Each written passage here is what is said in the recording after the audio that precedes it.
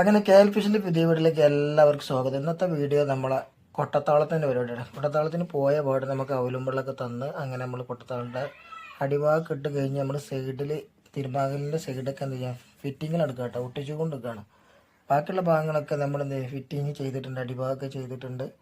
ഇനി സൈഡ് കാര്യങ്ങളൊക്കെ ഉണ്ട് കേട്ടോ.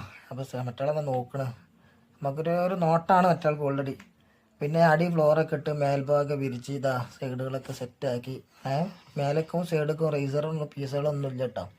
അപ്പോൾ ഉള്ള പീസ് ചില്ലറ പീസുകളൊക്കെ വെച്ച് കണ്ട് ചെയ്തതാണ്.